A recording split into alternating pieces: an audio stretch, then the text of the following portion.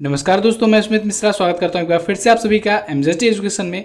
दोस्तों, जून 2021 का पार्ट 2 लेकर के आ चुका हूं। इसमें हम लोग 16 जून से लेकर के 30 जून 2021 तक के सभी महत्वपूर्ण क्वेश्चंस के बारे में जानेंगे।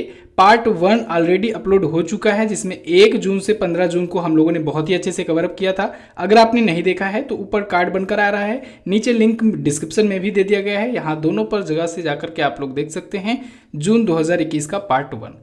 पार्ट 2 से हम लोग कंटिन्यू करेंगे, ठीक है। उसमें हम लोग लगभग 75 क्वेश्चन देखे थे। इसके आगे से यहाँ पर कंटिन्यू करेंगे। इस वीडियो की पीडीएफ फाइल भी प्रोवाइड कराई जाती है और क्विज भी आपको प्रोवाइड कराया जाता है।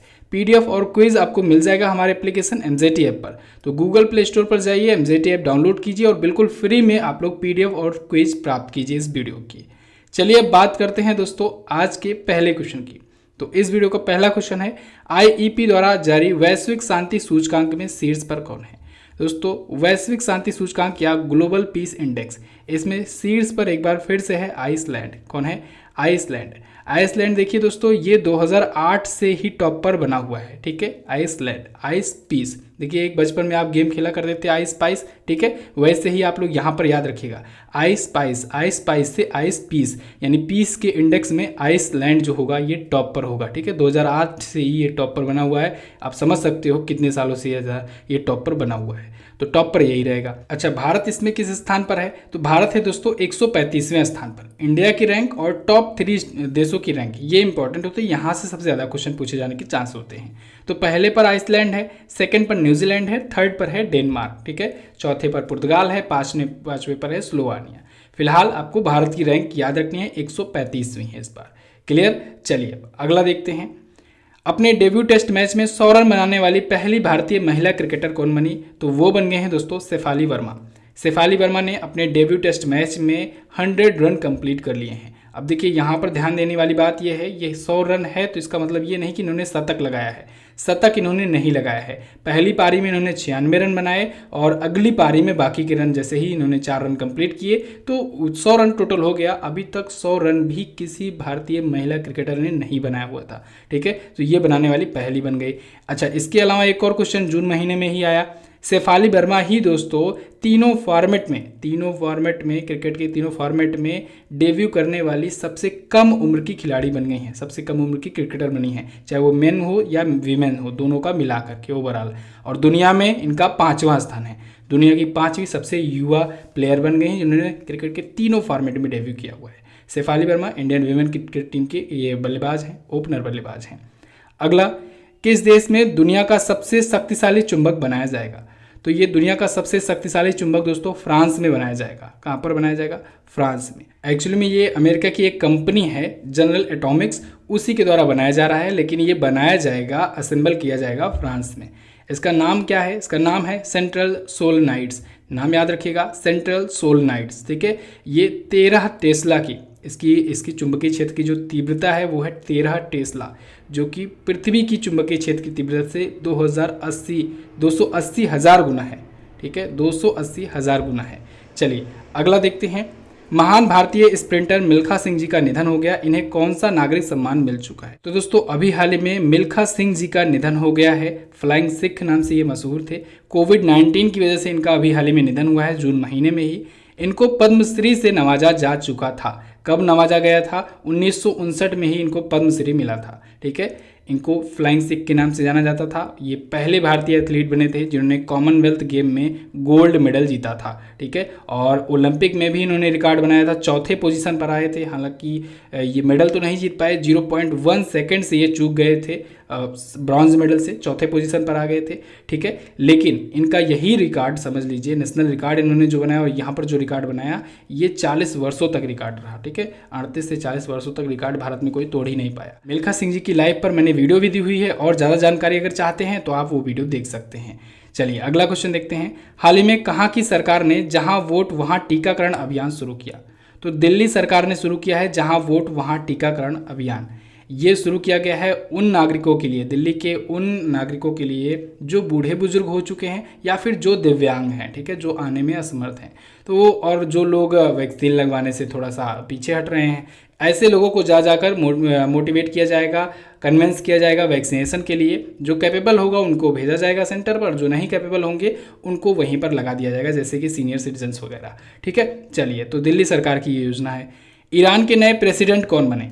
Very very most important question, क्योंकि ईरान लगातार चर्चे में बना हुआ है दोस्तों पिछले कुछ सालों से, ठीक है। तो ईरान के नए प्रेसिडेंट बन गए हैं इब्राहिम रईसी। अब देखिए, इब्राहिम रईसी पर अमेरिका ने बहुत पहले से ही सैंक्शन लगा रखा हुआ है। हसन रूहानी जी की जगह पर ये आए हुए हैं। इब्राहिम रईसी जो थे वहाँ के हाई कोर्ट के, वहाँ के कहें कि सुप्रीम कोर्ट जो होता है ईरान में, उसके ये मुख्य न्यायाधीश रह चुके हैं। इससे पहले वो थे, और इससे पहले ये वकील थे। जब ये वकील थे तो इन्होंने 5000 से ज़्यादा जो कट्टरपंथी नेता थे उनको फांसी की सज़ा दिलवाई थी। तो इस वजह से ये काफ़ी दिनों से ये वैसे ही चर्चे में थे और कट्टरपंथी काफ़ी माने जाते हैं। ये बन गए हैं न्यू प्रेसिडेंट ऑफ ईरान। अगला, हाल ही में 7वां अंतर्राष्ट्रीय योग दिवस कब मनाया गया? तो 7वां अंतर्राष्ट्रीय योग दिवस दोस्तों अभी 21 जून को मनाया गया। 21 जून को ही प्रत्येक वर्ष मनाया जाता है। 2015 से ये शुरू हुआ था। प्रधानमंत्री नरेंद्र मोदी जी की ही ये पहल थी इसको अंतर्राष्ट्रीय स्तर पर, विश्व स्तर पर ले जाने की। तो 2015 से इसकी शुरुआत हुई है अंतर्राष्ट्रीय योग दिवस की, ठीक है, भारत की ही देन है। 21 जून को ये प्रत्येक वर्ष मनाया जाता है। अब इस वर्ष क्या थी थीम इसकी? इस बार की इसकी थीम थी योगा फॉर वेलनेस। क्या? Yoga for wellness. क्लियर है? चलिए अगला देखते हैं। हाल ही में संघाई सहयोग संगठन के सुरक्षा सलाहकारों की बैठक कहाँ आयोजित हुई? तो SCO, संघाई कोऑपरेशन ऑर्गेनाइजेशन के सुरक्षा सलाहकारों की बैठक आयोजित हुई है तजाकिस्तान में। कहाँ पर? तजाकिस्तान में। ये जून 2021 के तीसरे सप्ताह में आयोजित हुई और इंडिया को रिप्रेजेंट किया इंडिया के जो NSA हैं, क्योंकि यहाँ पर सुरक्षा सलाहकारों की, राष्ट्रीय सुरक्षा सलाहकारों की बैठक थी। तो हमारे जो भारत के राष्ट्रीय सुरक्षा सलाहकार हैं, नेशनल सिक्योरिटी एडवाइजर हैं अजीत डोभाल जी, इन्होंने इंडिया को रिप्रेजेंट किया, ठीक है। तो तजाकिस्तान के दुशांबे में, तजाकिस्तान की राजधानी होती है दुशांबे में, यहाँ पर ये आयोजित हुआ, ठीक है। इस बार तजाकिस्तान ही इसका अध्यक्षता इसकी कर रहा है, ठीक है। संघाई सहयोग संगठन में कितने सदस्य देश हैं इसके लिए? बहुत ही आसान ट्रिक मैंने आपको बताया हुआ था। भारत की रुचि, पाकिस्तान का ताऊ। क्या? भारत की रुचि, पाकिस्तान का ताऊ। भारत से भारत याद रखिएगा, की से याद रखिएगा किर्गिस्तान, रुचि में रू से रूस, ची से चीन, ठीक है। भारत की रुचि हो गया। इसके बाद पाकिस्तान का ताऊ, पाकिस्तान में पाकिस्तान से पाकिस्तान याद रखेंगे, का से याद रखेंगे कजाकिस्तान, और ता में तजाकिस्तान, और ऊ से उज्बेकिस्तान। तो ये 8 जो देश हैं ये इसके सदस्य देश हैं। भारत की रुचि, पाकिस्तान का ताऊ, बहुत आसानी से आपको याद होगा। 2001 में इसकी स्थापना हुई थी संघाई कोऑपरेशन ऑर्गेनाइजेशन की, और बीजिंग में, चाइना में इसका हेडक्वार्टर है। अगला देखते हैं। हाल ही में किस देश पर टोक्यो ओलंपिक में भारोत्तोलन करने के लिए प्रतिबंध लगा दिया गया? तो दोस्तों अभी हाल ही में रोमानिया पर, रोमानिया के जो भारोत्तोलन संघ है उस पर प्रतिबंध लगाया गया है, ठीक है। पूरी की पूरी रोमानिया कंट्री पर नहीं लगाया गया है, केवल रोमानिया का जो भारोत्तोलन संघ है उस पर लगाया गया है। किसके द्वारा लगाया गया है? ये अंतर्राष्ट्रीय भारोत्तोलन महासंघ के द्वारा लगाया गया है, ठीक है। क्यों लगाया गया है? क्योंकि दोस्तों यहाँ पर 5 डोपिंग के मामले ऐसे आए थे जिनको क्लियर नहीं कर पाया था, क्लीन चिट नहीं मिली थी, इस वजह से 1 वर्ष के लिए लगा दिया गया बैन। अब देखिए 1 वर्ष लगाने का क्या मतलब हुआ? चाहे 1 वर्ष लगाएं चाहे 5 वर्ष लगाएं, बात एक ही होगी। क्यों? क्योंकि अब 1 वर्ष में ही ओलंपिक हो जाएगा खत्म। अगला ओलंपिक तो होगा 4 वर्षों के बाद ही, पेरिस ओलंपिक, ठीक है। तो 1 वर्ष कहें चाहे कहें 2024 तक कहें, अगले ओलंपिक तक कहें, ठीक है। बात वही हुई एक प्रकार से कि इस ओलंपिक में फिलहाल बैन कर दिया गया है। चलिए, तो ओलंपिक टोक्यो में शुरू होने वाला है, बहुत बार आपको बताया गया है। अगला, द नटमैगर नामक पुस्तक किसने लिखी?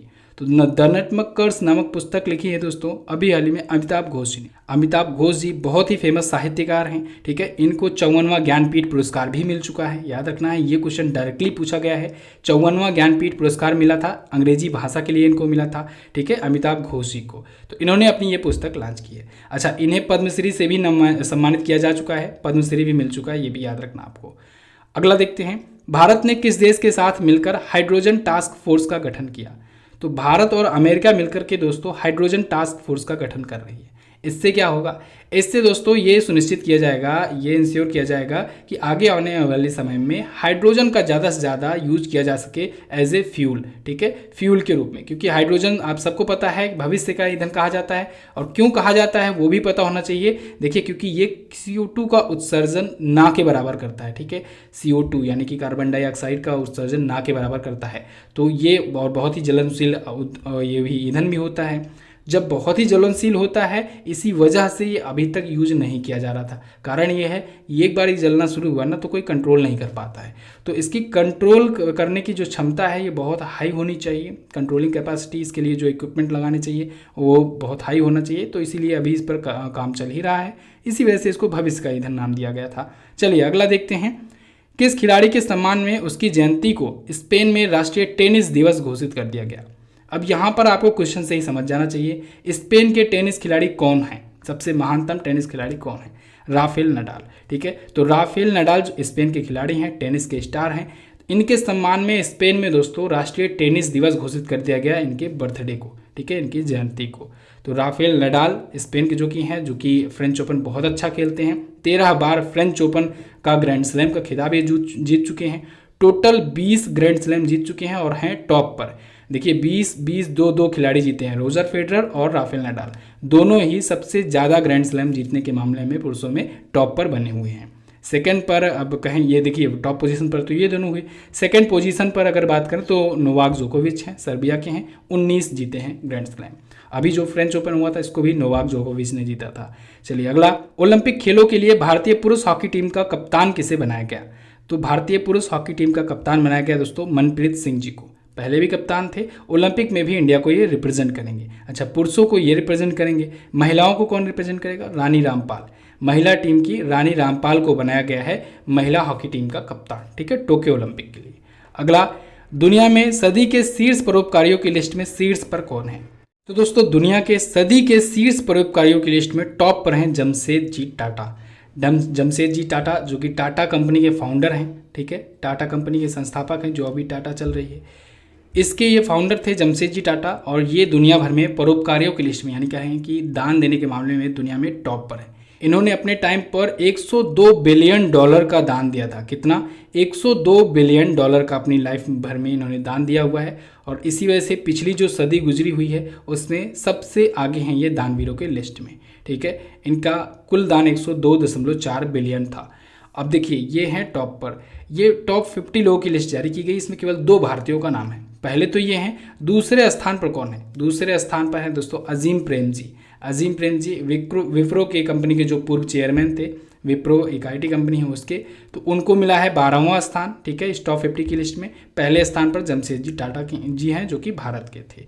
दूसरे पर कौन है, दूसरे पर bill and Melinda Gates foundation है, और तीसरे पर है हेनरी बेलकम। अगला क्वेश्चन देखते हैं, हाल ही में किसने हब्बा खातून नामक पुस्तक लिखी। तो हब्बा खातून नाम की पुस्तक लिखी है दोस्तों काजल सूरी ने। काजल सूरी जी ने इसको पुस्तक को लिखा हुआ है। ये जम्मू कश्मीर की एक रानी थी हब्बा खातून, उनके ऊपर लिखी गई है। अरविंद गौड़ जी ने इस पुस्तक का विमोचन किया है। चलिए, पुस्तकों और लेखकों पर मैंने आपको वीडियो दी हुई है, आप उसको देख करके रिवाइज कर सकते हैं। अगला, हाल ही में राज्य सरकार ने, किस राज्य सरकार ने ट्रांसजेंडर समुदाय के लिए ट्रांसजेंडर प्रोटेक्शन सेल का गठन किया। तो राजस्थान सरकार ने दोस्तों ट्रांसजेंडर कम्युनिटी के लिए ट्रांसजेंडर प्रोटेक्शन सेल का गठन किया है। ये एक स्पेशल सेल होगी, इसका काम होगा कि जो ट्रांसजेंडर से रिलेटेड जो भी विवाद होते हैं, जो भी मामले होते हैं, उनका निपटारा किया जा सके, इनका भी दुख सुख सुना जा सके, ठीक है। चलिए, इनका कंप्लेन दर्ज किया जा सके। अगला, दिल्ली सरकार ने दिल्ली स्पोर्ट यूनिवर्सिटी का पहला कुलपति किसे बनाया। तो दिल्ली सरकार ने अभी हाल ही में कर्णम मल्लेश्वरी जी को दिल्ली स्पोर्ट यूनिवर्सिटी का पहला कुलपति बनाया है। कर्णम मल्लेश्वरी दोस्तों ये ओलंपिक में मेडल जीतने वाली पहली भारतीय महिला थी ओलंपिक में, ठीक है। ये क्या थी, किस खेल में भाग लेती थी, तो ये थी वेट लिफ्टर, ठीक है। तो कर्णम मल्लेश्वरी जी को पहला कुलपति बनाया गया है। चलिए अगला, राजस्थान का चौथा टाइगर रिजर्व किसे घोषित किया जाएगा। राजस्थान का चौथा टाइगर रिजर्व अभी हाल ही में रामगढ़ विषधारी अभ्यारण्य को घोषित किए जाने का निर्णय लिया गया है। राजस्थान में इससे पहले 3 टाइगर रिजर्व थे। कौन कौन से थे, एक तो सरिस्का टाइगर विहार है, एक रणथंभौर वन्यजीव अभ्यारण्य था, और एक और है मुकुंदरा हिल्स टाइगर रिजर्व। इस प्रकार से 3 पहले थे और एक और रामगढ़ विषधारी अभ्यारण्य जुड़ गया। राजस्थान में हो गए 4 टाइगर रिजर्व। अभी दोस्तों नेशनल पार्क के बारे में बात करें तो असम से रिलेटेड क्वेश्चन आया था। असम में 2 नए नेशनल पार्क बनाए गए और अब हो गए 7 नेशनल पार्क असम में। इसको भी यहीं से रिवाइज कर लीजिए। अगला, हाल ही में रिलायंस जियो ने 5G टेक्नोलॉजी के लिए किस कंपनी के साथ समझौता किया? तो रिलायंस जियो ने दोस्तों गूगल क्लाउड के साथ समझौता किया है 5G टेक्नोलॉजी के लिए। तो गूगल क्लाउड के साथ मिलकर के ये 5G टेक्नोलॉजी पर काम करेंगे। अब देखिए, अभी एयरटेल ने भी एक समझौता किया है। एयरटेल ने TCS के साथ समझौता किया है, टाटा कंसल्टेंसी सर्विसेज के साथ, वो भी 5G टेक्नोलॉजी के लिए किया गया है। ठीक है, तो दोनों पॉइंट आपको याद रखना है। अच्छा, भारत में पहली बार 5G का परीक्षण करने वाला भी कंपनी एयरटेल ही बना था। और अगर पूछा जाए कि भारत की कौन सी कंपनी सबसे पहले 5G का ट्रायल की, तो जियो ने किया था। लेकिन बात ये थी कि इन्होंने अमेरिका में किया था परीक्षण। तो इस वजह से अगर भारत की कंपनी पूछा जाए तब आप रिलायंस जियो बताएंगे। अगर पूछा जाए भारत में सबसे पहले परीक्षण किसने किया, तब आप एयरटेल का नाम लेंगे। चलिए अगला, रेबीज मुक्त होने वाला भारत का पहला राज्य कौन बना? तो वो बन गया दोस्तों गोवा। रेबीज मुक्त, रेबीज क्या होता है? रेबीज दोस्तों कुत्ते के काटने से हो जाता है। ठीक है, रेबीज बीमारी फैलती है जिसे हम लोग हाइड्रोफोबिया कहते हैं। क्या कहते हैं? हाइड्रोफोबिया कहते हैं। तो रेबीज से मुक्त होने वाला, यानी कि पिछले 3 सालों में कोई भी रेबीज का केस नहीं आया है गोवा से। इस वजह से गोवा बन गया है रेबीज मुक्त भारत का पहला राज्य। देखिए, जब कोई बीमारी होती है पिछले 3 सालों में उसके कोई केसेस नहीं देखे जाते हैं तो WHO का कहना है कि उसको उस बीमारी से मुक्त घोषित कर दिया जाएगा। तो ऐसे ही रेबीज मुक्त घोषित कर दिया गया गोवा। पिछले 3 साल में कोई केस नहीं आया। रेबीज की टीके की खोज किसने की थी? तो लुई पास्चर जी ने की थी। ठीक है, तो इसको याद रखना है। अगला, हाल ही में किसने महिला कैंसर शील्ड नामक बीमा पॉलिसी शुरू की? तो अभी हाल ही में अलायंस इंश्योरेंस ने ये शुरू किया है महिला कैंसर शील्ड नाम का बीमा पॉलिसी। ये दोस्तों 18 वर्ष से लेकर के 60 वर्ष की उम्र की जो भी महिलाएं हैं उनको ब्रेस्ट कैंसर से, स्तन कैंसर से बचाने के लिए एक महिला कैंसर शील्ड नाम की बीमा पॉलिसी शुरू की है। ठीक है, हेल्प के लिए उनकी। चलिए अगला देखते हैं, हाल ही में किस बैंक ने आरोग्यम हेल्थ केयर बिजनेस लोन सुविधा लॉन्च किया? तो इसे लॉन्च किया है SBI ने, स्टेट बैंक ऑफ इंडिया ने, आरोग्यम हेल्थ केयर बिजनेस लोन। तो ये कोविड-19 से पीड़ित व्यक्ति या उनके परिवार वालों को अगर लोन की ज़रूरत होगी तो वो आरोग्यम हेल्थ केयर बिजनेस लोन ले सकते हैं। ठीक है, SBI के थ्रू। SBI यानी state bank of India Bharat की सबसे बड़ी बैंक है पब्लिक सेक्टर की, यानी सरकारी बैंक भारत की सबसे बड़ी यही है। इसकी स्थापना 1 जुलाई 1955 को हुई थी। 1955 में दोस्तों इंपीरियल बैंक का नाम बदल करके SBI कर दिया गया, स्टेट बैंक ऑफ इंडिया कर दिया गया। हेडक्वार्टर है इसका मुंबई में और इसके चेयरमैन हैं, अध्यक्ष हैं दिनेश कुमार खारा जी। कौन है? दिनेश कुमार खारा जी। अच्छा, दिनेश कुमार खारा जी में खारा जी नाम नहीं है, खारा है नाम सिर्फ, जी तो मैंने सम्मान में लगाया हुआ है। ठीक है, तो आप लोग खारा जी मत समझिएगा, दिनेश कुमार खारा ये इनका नाम है। चलिए, मैं वैसे बोल रहा हूँ जैसे कि सब में जी लगाता हूँ, इनके जी लगा दिया तो ये खारा जी आ गया प्रोनाउंसिएशन में। चलिए फिलहाल देखते हैं अगला क्वेश्चन। तमिलनाडु सरकार ने टोक्यो ओलंपिक में गोल्ड मेडल जीतने वाले खिलाड़ियों को कितनी रकम देने की घोषणा की है? तो देखिए, तमिलनाडु सरकार ने दोस्तों बहुत अच्छी घोषणा की है कि ओलंपिक में जो तमिलनाडु राज्य का जो खिलाड़ी होगा अगर वो कोई गोल्ड जीतता है तो उसको दिए जाएंगे 3 करोड़ रुपए तमिलनाडु सरकार की तरफ से। अगर कोई ऐसा खिलाड़ी है जो सिल्वर मेडल लेकर के आता है ओलंपिक में, टोक्यो ओलंपिक में, तो उसको 2 करोड़ दिए जाएंगे। अगर कोई ब्रॉन्ज लाता है तो उसको 1 करोड़ रुपए दिए जाएंगे। ऐसा ही कुछ दोस्तों हरियाणा सरकार ने भी घोषणा किया था। लेकिन हरियाणा सरकार, क्योंकि वहाँ से खिलाड़ी भी बहुत ज़्यादा आते हैं और वहाँ पर अक्सर वो खिलाड़ियों के लिए करता भी है बहुत सारी चीज़ें। ठीक है, तो हरियाणा ने इसका लगभग 2 गुना कहें घोषित किया है। जैसे कि गोल्ड जीत कर कोई खिलाड़ी आता है हरियाणा में तो उसको 6 करोड़ मिलेंगे, सिल्वर जीत कर आता है तो उसको 4 करोड़ मिलेंगे, और अगर ब्रॉन्ज मेडल जीतता है तो उसको 2.5 करोड़ रुपए मिलेंगे। ठीक है, ये हरियाणा सरकार की घोषणा है।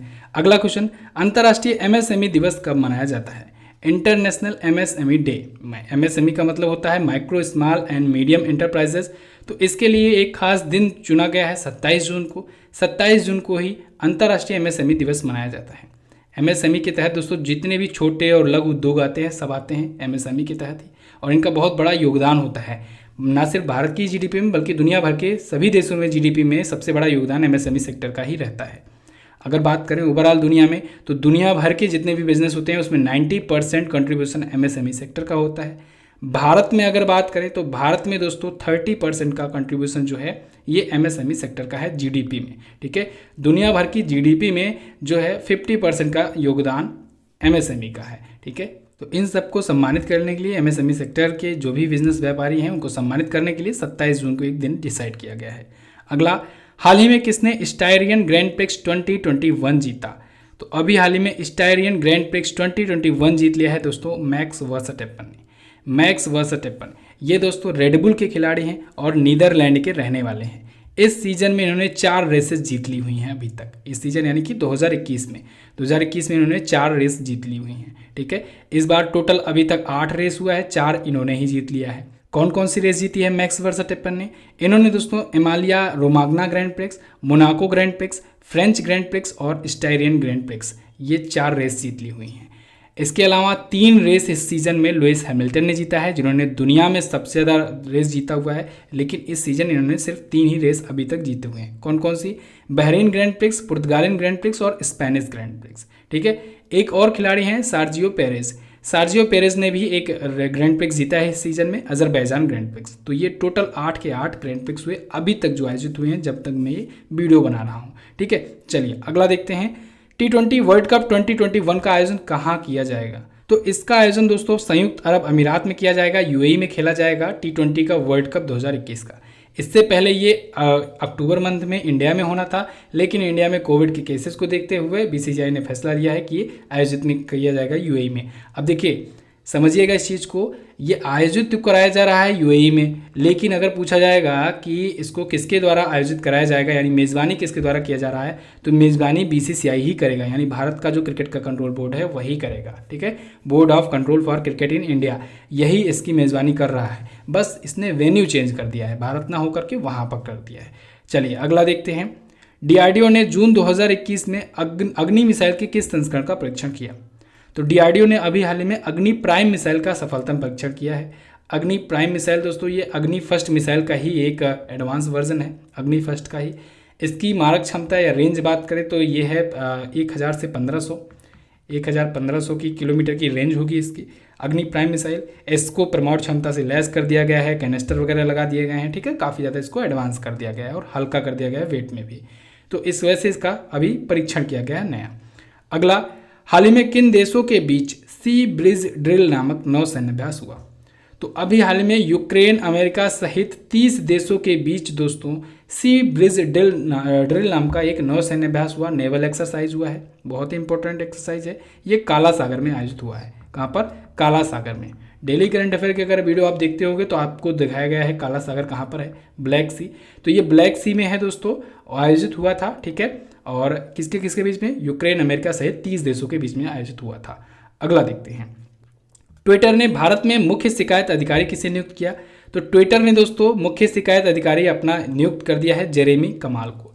जेरेमी कमाल जो दोस्तों ये कैलिफोर्निया मूल के हैं, लेकिन भारत में नियुक्त किए गए हैं, जो कि भारत के आईटी एक्ट के नियम के खिलाफ है, क्योंकि भारत के आईटी एक्ट के नियम के अनुसार ये बताया गया है कि जो भी व्यक्ति नियुक्त किया जाएगा वो भारतीय मूल का होना चाहिए। ठीक है, फिलहाल आगे क्या एक्शन लेता है इसके प्रति ट्विटर, वो आगे देखा जाएगा। यहाँ पर देखिए परेश बी लाल आपको ये ऑप्शन में दिख रहे हैं, ये व्हाट्सएप के शिकायत अधिकारी नियुक्त किए गए हैं। स्फूर्ति प्रिया ये फेसबुक की शिकायत अधिकारी नियुक्त की गई हैं। अच्छा, ये शिकायत अधिकारी है क्या? इसको मैंने पहले भी बताया है, लेकिन फिर से सुन लीजिए। एक्चुअली में भारत ने दोस्तों एक नया आईटी एक्ट लागू किया है। ठीक है, इसमें कुछ संशोधन किया है और इसके तहत ये होगा कि अगर कोई भी सोशल मीडिया कंपनी है, उस पर अगर कोई ऐसा विवाद आता है, कोई क्लेम आता है, तो फिर उनका निपटारा करने के लिए एक शिकायत अधिकारी होना चाहिए। शिकायत अधिकारी, नोडल अधिकारी, ये सब होने चाहिए। ठीक है, जो 24 घंटों के अंदर ही उस पर एक्शन लेना स्टार्ट कर दे और 15 दिनों के अंदर अंदर पूरा का पूरा वो केस निपटा दे। ठीक है, कोई भी अगर सोशल मीडिया से रिलेटेड कोई अफवाह, कोई भी आपत्तिजनक चीज़ें या कोई भी ऐसी कोई भी प्रॉब्लम आती है तो ठीक है, और वो डायरेक्ट सरकार को रिपोर्ट करे। तो इन सब चीज़ों के लिए नियुक्त करने के लिए कहा गया था और ट्विटर इसमें आनाकानी कर रहा था, लेकिन फाइनली ट्विटर भी आ गया है लाइन पर। चलिए अगला, केंद्रीय नियुक्ति समिति ने सीबीआई का विशेष निदेशक किसे नियुक्त किया? तो अभी हाल ही में केंद्रीय नियुक्ति समिति ने दोस्तों प्रवीण सिन्हा जी को नियुक्त किया है सीबीआई का विशेष निदेशक। सीबीआई यानी कि सेंट्रल ब्यूरो ऑफ इन्वेस्टिगेशन। इसके दोस्तों करंट टाइम पर निदेशक कौन है या डायरेक्टर कौन है या कहें कि महानिदेशक कौन है, डायरेक्टर जनरल कौन है, तो वो है दोस्तों सुबोध जायसवाल जी। अभी कुछ दिन पहले ही वो नियुक्त किए गए थे, लेकिन यहाँ पर बात हो रही है विशेष निदेशक की। तो विशेष निदेशक भी उसके जस्ट बाद वाला पोस्ट होता है। ठीक है, महानिदेशक के बाद वाला पोस्ट विशेष निदेशक होता है। प्रवीण सिन्हा जी को नियुक्त किया गया है। हालांकि पिछले 3 सालों से इस पर कोई था नहीं। इनसे पहले राकेश अस्थाना जी थे, इस वजह से ये पोस्ट चर्चे में था नहीं, आप लोग सुने भी नहीं होंगे। क्लियर है। सीबीआई की स्थापना दोस्तों 1942 को 1942 में हुई थी। नई दिल्ली में इसका हेडक्वार्टर है और सुबोध कुमार जायसवाल जी महानिदेशक हैं। क्लियर इतना। अच्छा दोस्तों, लास्ट 6 मंथ की अगर आप ई बुक लेना चाहते हो तो फुल डिटेल्स के साथ ई बुक अवेलेबल है, चैप्टर बाय चैप्टर, हर एक चैप्टर के बारे में डिटेल एक्सप्लेनेशन के साथ दिया गया है। जैसे जैसे ये मैं पॉइंट बता रहा हूँ स्टैटिक जीके के साथ, वैसे वैसे वहाँ भी स्टैटिक जीके के साथ प्लस हर एक चीज़ उसमें बताया गया है रिलेट करके, बहुत ही अच्छे से डिटेल एक्सप्लेनेशन के साथ। बहुत पसंद की जा रही है ये बुक। अभी अगर आप लेते हैं तो आपको 70% का डिस्काउंट भी मिल जाएगा। आपको ये कूपन कोड अप्लाई कर देना है MZT10, ठीक है। जनवरी महीने से जून 2021 तक का पूरा डिटेल करेंट अफेयर है, हिंदी और इंग्लिश दोनों लैंग्वेज में है। जिनको हिंदी में चाहिए वो हिंदी में ले सकते हैं, जिनको इंग्लिश में चाहिए इंग्लिश ई बुक भी अवेलेबल है। आप लोग MZT ऐप पर जाइएगा, वहाँ पर जाकर के आप हिंदी या फिर इंग्लिश की परचेज कर सकते हैं ई बुक, ठीक है। कोई भी प्रॉब्लम आती है तो व्हाट्सएप का नंबर बताया गया है, आप व्हाट्सएप पर कॉन्टैक्ट कर सकते हैं, अपनी डाउट क्लियर कर सकते हैं। चलिए बात करते हैं अगले क्वेश्चन की। तीरंदाजी विश्व कप में किसने 3 गोल्ड मेडल एक ही दिन में जीतकर विश्व रिकॉर्ड बनाया? तो दोस्तों दीपिका कुमारी, ये भारत की सबसे बेस्ट ये तीरंदाजी हैं, तीरंदाज हैं। इन्होंने तीरंदाजी विश्व कप में 3 गोल्ड एक साथ जीते हुए हैं। अब देखिए 3 गोल्ड इन्होंने 3 इवेंट में जीते हैं, ठीक है। अभी हाल ही में एक तीरंदाजी विश्व कप आयोजित हुआ पेरिस में, फ्रांस में, स्टेज 3, उसमें इन्होंने 3 गोल्ड जीते। अब देखिए कौन कौन से इवेंट में इन्होंने जीते हैं। एक तो इन्होंने कि विमेंस का रिकर्व इंडिविजुअल में जीता, ठीक है। दूसरा इन्होंने जीता है विमेंस टीम कैटेगरी में, ओके। तीसरा इन्होंने गोल्ड जीता है मिक्स्ड पेयर कैटेगरी में, ठीक है। तो मिक्स पेयर कैटेगरी में 3 हो गए। अब देखिए 3 गोल्ड इन्होंने जीते हैं, लेकिन भारत के उस दिन आए 4 गोल्ड। एक गोल्ड आया दोस्तों अभिषेक वर्मा के नाम, उन्होंने कंपाउंड वर्ग में, कंपाउंड कैटेगरी में जीता है, पुरुषों की इंडिविजुअल कैटेगरी में। क्लियर। चलिए अगला देखते हैं। हाल ही में किस पत्रकार को जापान का फुकुओका ग्रैंड पुरस्कार 2021 से सम्मानित किया गया? जापान का फुकुओका ग्रैंड पुरस्कार 2021, इससे अभी हाल ही में पी साईनाथ जी को सम्मानित किया गया है।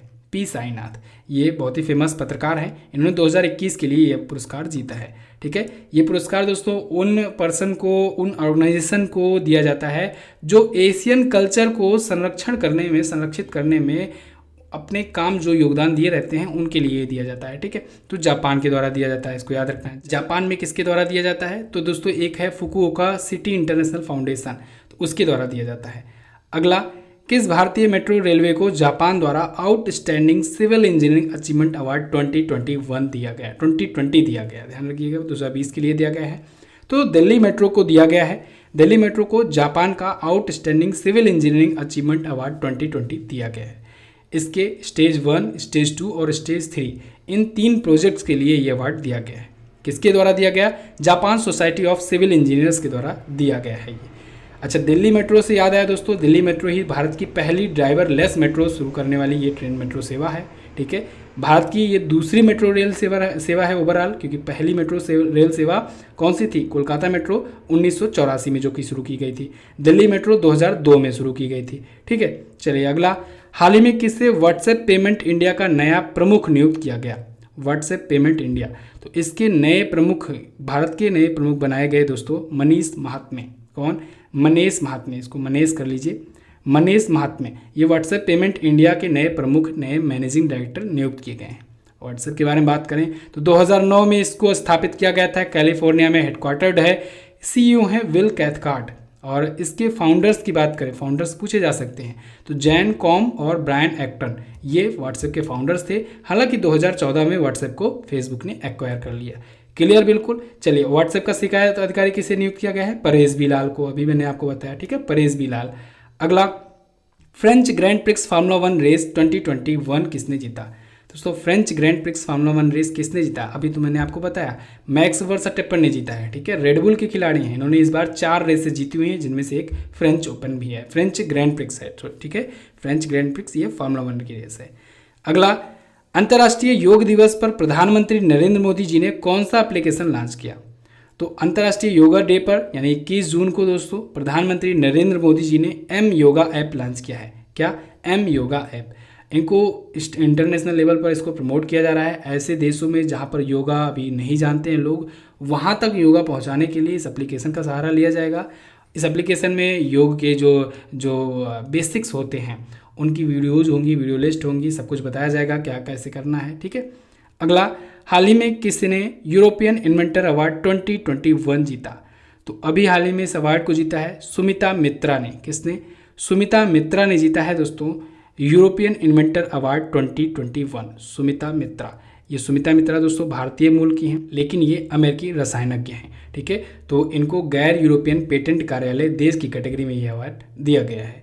अगला, हाल ही में कहाँ पर दुनिया का तीसरा सबसे बड़ा हीरा मिला? तो दुनिया का तीसरा सबसे बड़ा हीरा मिला है बोत्सवाना में। बोत्सवाना में। ठीक है। अच्छा, जब ये दुनिया का तीसरा सबसे बड़ा है तो पहला दूसरा कौन सा था?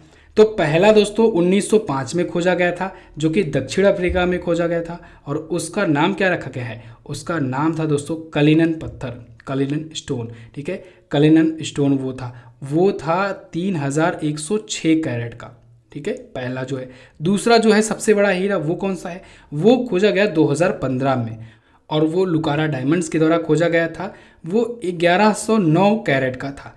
इसका नाम क्या था? लेसेडी ला रोना। क्या? लेसेडी ला रोना, लेसेडी ला रोना। ये है दूसरा सबसे बड़ा हीरा। अब आप सोचेंगे तीसरा जो सबसे बड़ा हीरा है इसका कैरेट क्या है? तो ये है 1098 कैरेट का। याद रखना है, बहुत अच्छा क्वेश्चन है। अगला, प्रत्येक वर्ष 23 जून को निम्न में से कौन सा दिवस मनाया जाता है?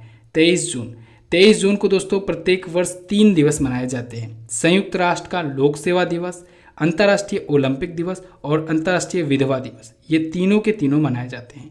तीनों के बारे में क्विकली हम लोग थोड़ा थोड़ा जानेंगे।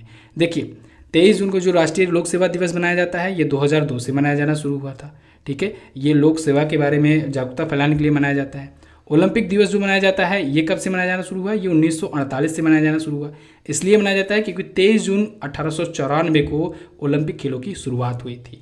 अंतर्राष्ट्रीय विधवा दिवस जो है ये 2005 से मनाया जाता है। ठीक है, लूम्बा फाउंडेशन के द्वारा। इसको हालांकि यूनाइटेड नेशन की जनरल असेंबली की मान्यता मिली थी 2010 में। ठीक है, तो ये विधवाओं के लिए मनाया जाता है। अगला, एयरटेल ने भारत में 5G टेक्नोलॉजी के लिए किस कंपनी के साथ समझौता किया? अभी मैंने आपको बताया TCS के साथ, टाटा कंसल्टेंसी सर्विसेज के साथ। एयरटेल जो है इसके साथ समझौता करके 5G नेटवर्क समाधान पर काम करेगी, 5G नेटवर्क पर काम करेगी इंडिया में। अगला, हाल ही में किससे OnePlus के वियरेबल कैटेगरी का ब्रांड एम्बेसडर बनाया गया? तो अभी हाल ही में जसप्रीत बुमराह को बनाया गया है OnePlus कंपनी का वियरेबल कैटेगरी। वियरेबल कैटेगरी बोले तो जैसे OnePlus की घड़ी हो गई, OnePlus का बैंड हो गया। ठीक है, तो ये सब का ब्रांड एम्बेसडर बनाया गया जसप्रीत बुमराह को, जो कि हैं इंडियन क्रिकेट टीम के बॉलर हैं, फास्ट बॉलर। अगला, ओलंपिक में हिस्सा लेने वाले पहले ट्रांस एथलीट कौन बने? तो वो बन गए हैं दोस्तों लॉरेल हबर्ड। कौन? Laurel Hubbard. ये ट्रांस एथलीट होंगी दुनिया की पहली जो ओलंपिक में हिस्सा लेंगी। न्यूजीलैंड की ये वेट लिफ्टर हैं। टोक्यो ओलंपिक में ये सुपर हैवी वेट 87 किलोग्राम की कैटेगरी में ये लेंगी हिस्सा। ठीक है, 87+ कैटेगरी में। चलिए अगला देखते हैं। आईसीसी की पहली वर्ल्ड टेस्ट चैंपियनशिप किसने जीती? Very very most important question. New Zealand ने जीत लिया है आईसीसी का पहला वर्ल्ड टेस्ट चैंपियनशिप। भारत को हरा करके इसने जीता हुआ है। इस पर मैंने आपको एक डिटेल वीडियो दी हुई है, अगर आपने नहीं देखा है उसको ज़रूर देखिए। बहुत इंपॉर्टेंट वीडियो है क्योंकि ये पहला वर्ल्ड टेस्ट चैंपियनशिप था।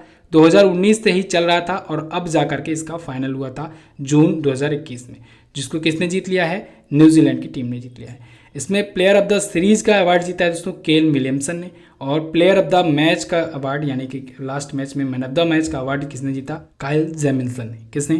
काइल जेमिन्सन ने। चलिए अगला देखते हैं। अच्छा, अगला वाला कब होगा? अगला जो टेस्ट सीरीज होगा वो दोस्तों टेस्ट चैंपियनशिप 2021 से ही शुरू होगा, इसी साल शुरू होगा और 2023 तक चलेगा। ठीक है, चलिए अगला देखते हैं। हाल ही में जारी स्मार्ट सिटी अवार्ड 2020 में शीर्ष पर कौन है? तो शीर्ष पर है दोस्तों Uttar Pradesh. Smart city award 2020 ये जारी किया गया है और इसमें टॉप पर उत्तर प्रदेश बनकर आया हुआ है।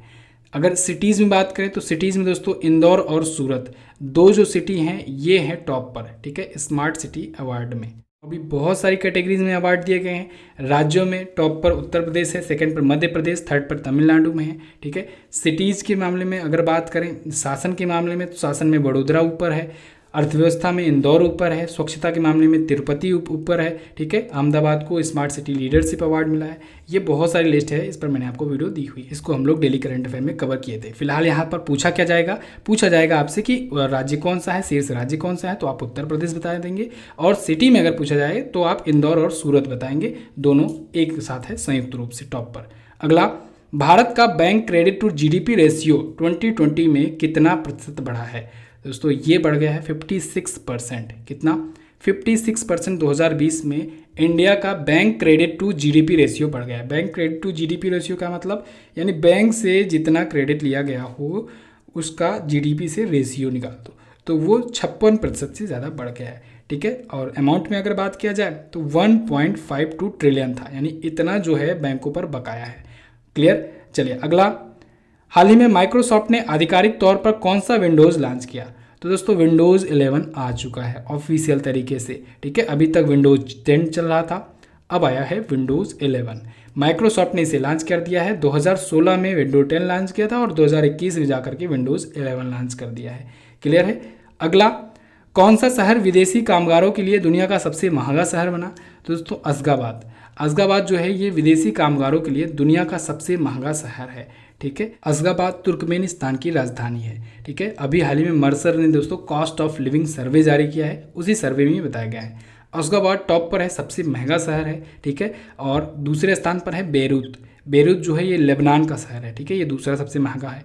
तीसरे पर है टोक्यो, जापान। इंडिया के टॉप 3 सिटीज़ की बात करें तो उसमें मुंबई है, ओवरऑल इसकी 78वीं रैंक है। सेकंड पर नई दिल्ली है, इसकी ओवरऑल रैंक 117वीं है। थर्ड पर है चेन्नई, जिसकी ओवरऑल रैंक है 158वीं। क्लियर? अगला क्वेश्चन देखते हैं। हाल ही में किसे मंगोलिया के सर्वोच्च नागरिक सम्मान से सम्मानित किया गया? तो अभी हाल ही में दोस्तों मंगोलिया के सर्वोच्च नागरिक सम्मान से सम्मानित किया गया आर.के. सभरवाल जी को। आर.के. सभरवाल ये इंजीनियर्स इंडिया लिमिटेड यानी EIL के दोस्तों CMD हैं, चेयरमैन एंड मैनेजिंग डायरेक्टर हैं। इनको अभी हाल ही में मंगोलिया का जो सर्वोच्च नागरिक सम्मान होता है the Order of Polar Star, क्या? The Order of Polar Star, उससे सम्मानित किया गया है। अच्छा, मंगोलिया आया है, मंगोलिया में ही दोस्तों गोबी डिजर्ट है जो कि एशिया का सबसे बड़ा मरुस्थल है, याद रखना आपको। ओके, अगला देखते हैं। हाल ही में राष्ट्रीय सांख्यिकी दिवस कब मनाया गया? ये भी इंपॉर्टेंट डे है, इसको भी याद रखिएगा। राष्ट्रीय सांख्यिकी दिवस दोस्तों ये 29 जून को मनाया जाता है। प्रत्येक वर्ष 29 जून को मनाया जाता है राष्ट्रीय सांख्यिकी दिवस। क्यों मनाया जाता है? ये दोस्तों मनाया जाता है भारत में सांख्यिकी को बढ़ावा देने के लिए। अच्छा, ये 29 जून को जब मनाया जाता है किसकी जयंती की मनाया जाता है? बहुत इंपॉर्टेंट है, कई बार एग्जाम में पूछा गया है। PC महालनोबिस जी। PC महालनोबिस जी दोस्तों ये एक महान स्टैटिस्टिशियन थे भारत में, और इनके सम्मान में इनकी जयंती के अवसर पर मनाया जाता है भारतीय सांख्यिकी दिवस, या कहें नेशनल स्टैटिस्टिक डे। क्लियर? इसको मनाया जाना कब से शुरू हुआ? 2007 से ये मनाया जाना शुरू हुआ है। इस बार की थीम थोड़ा लंबी है, फिर भी मैं बोल दे रहा हूँ, पूछा नहीं जाएगा, लेकिन नोट डाउन कर लीजिएगा अगर करना चाहो तो। And hunger, achieve food security and improve nutrition and promote sustainable agriculture, ठीक है। PC महालनोबिस जी दोस्तों ये पद्म विभूषण से भी सम्मानित हैं। इन्होंने नेहरू महालनोबिस मॉडल दिया था, ठीक है, बहुत ही फेमस मॉडल था द्वितीय पंचवर्षीय योजना में। अगला क्वेश्चन देख लेते हैं। हाल ही में रसिया में अंतर्राष्ट्रीय सुरक्षा पर मॉस्को सम्मेलन का कौन सा संस्करण आयोजित हुआ? तो रसिया में दोस्तों अंतर्राष्ट्रीय सुरक्षा पर, इंटरनेशनल सिक्योरिटी पर मॉस्को समिट आयोजित हुआ, जो कि इस बार का 9वां संस्करण था, 9th एडिशन था, ठीक है। इंडिया को रिप्रेजेंट करने इंडिया के रक्षा सचिव, डिफेंस सेक्रेटरी गए थे अजय कुमार जी, ठीक है, इंडिया को रिप्रेजेंट किए। वहाँ पर कोविड-19 के खिलाफ सभी सैन्य देशों को इकट्ठा करने के लिए आवाज़ भी इन्होंने उठाई। रसिया के बारे में फिलहाल बात करें तो मॉस्को यहाँ की राजधानी है, मुद्रा होती है रूबल, संसद का नाम होता है ड्यूमा और प्रेसिडेंट हैं व्लादिमीर पुतिन। तो बस दोस्तों ये तो थे इस मंथ के 50 मोस्ट इंपॉर्टेंट करंट अफेयर के क्वेश्चंस। आई होप आपको वीडियो पसंद आई होगी। पिछली वीडियो में हम लोग 74-75 क्वेश्चन देखे थे और इस वीडियो में हम लोग 50 और क्वेश्चन देख लिए।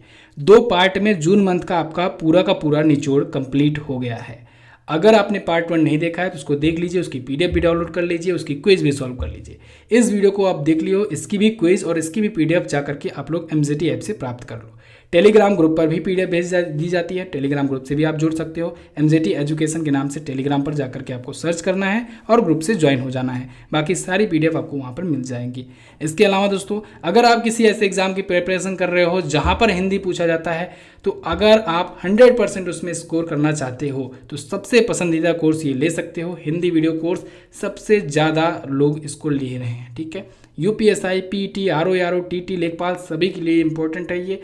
जाकर के फ्री में डेमो क्लास देखिए, उसके बाद डिसाइड कीजिए, ठीक है। इसमें आपको वीडियोस मिलेंगी, मॉक टेस्ट मिलेगा, हर एक चैप्टर का डिटेल नोट्स मिलेगा, यानी आप लोग रिवीजन बहुत अच्छे तरीके से कर सकते हो, ठीक है। इसके अलावा दोस्तों और भी कोर्सेज अवेलेबल हैं, जैसे राज्य व्यवस्था का, इंडियन पॉलिटी का अगर लेना चाहते हो तो ये भी ले सकते हो। देखिए दोस्तों, हमारे जो कोर्सेज हैं ये मोस्ट अफोर्डेबल प्राइस पर है, सबसे कम दामों में है, सबसे बेहतर क्वालिटी के साथ। और हर एक वीडियो कोर्स में हमारी प्रायोरिटी रहती है कि आपको वीडियोस दिया जाए, आपको हर एक चैप्टर का मॉक टेस्ट दिया जाए और आपको हर एक चैप्टर का डिटेल नोट्स दिया जाए, ठीक है। सभी कोर्स की वैलिडिटी 2 वर्षों के लिए है, यानी आप निश्चिंत होकर के तैयारी कर सकते हैं, पढ़ाई करते रहें, जितनी भी बार चाहें उतनी भी बार वीडियो देख सकते हैं। इसके अलावा SSC ED का भी कोर्स अवेलेबल है, इसको भी आप ले सकते हैं। तो वीडियो में रखते हैं बस इतना ही दोस्तों। एंड तक देखने के लिए बहुत बहुत धन्यवाद। लाइक और शेयर जरूर कर देना वीडियो को, और चैनल को सब्सक्राइब नहीं किए हो चैनल को सब्सक्राइब जरूर कर लेना।